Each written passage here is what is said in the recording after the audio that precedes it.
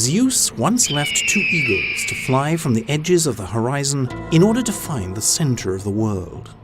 The birds met in Delphi, the navel of the world.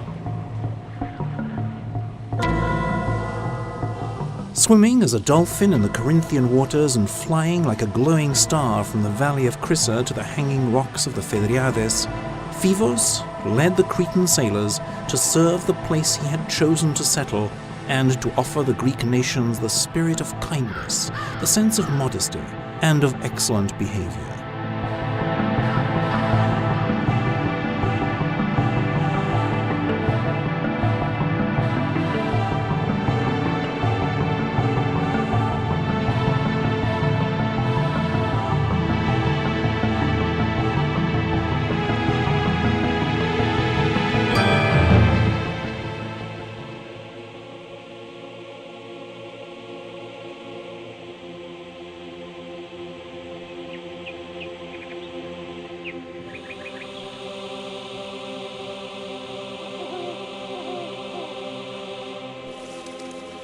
When entering Delphi's narrow and mountainous valley, the savage beauty is breathtaking.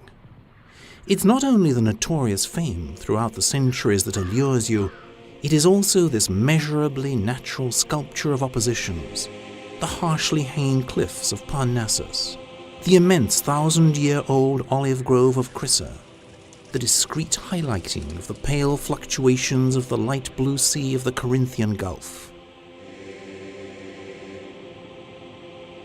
Maybe it is also something that is diffused in the air, deriving from the meeting of millions of pilgrims. Delphi is a divine place.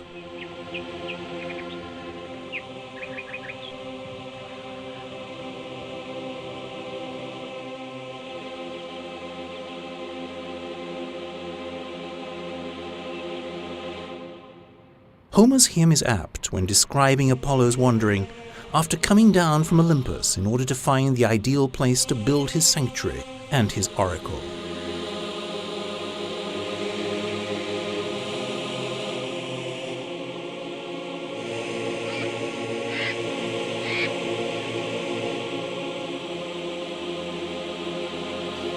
The Delphian myths, though, did not content themselves with choosing only the most Hellenic god.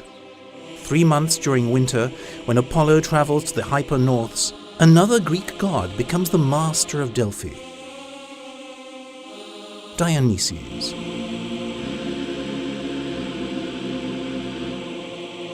It is said that his tomb was in the sanctuary under the navel, or near the tripod.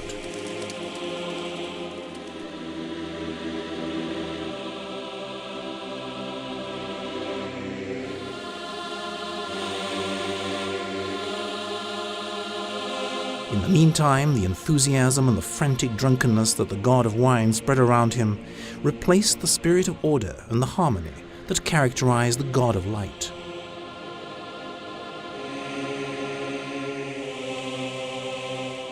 Thus, perhaps, also the landscape of Delphi incorporates the mystical coexistence of the peaceful spirit of Apollo, together with the god-inspired craze of the Dionysian spirit.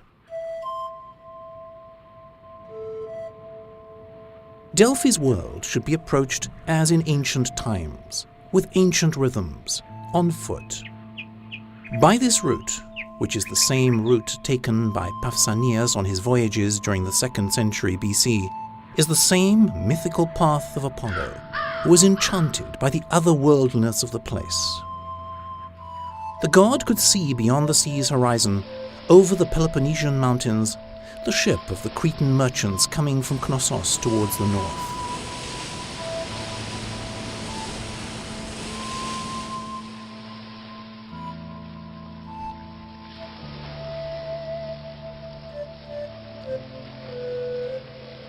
Dolphin-like, Apollo changes into a dolphin, leads the Cretan navigators along the coasts of the Peloponnese, turns them towards the Corinthian Gulf as far as the sandy beach of Crissa, leads them to Delphi, raises them to be his high priests.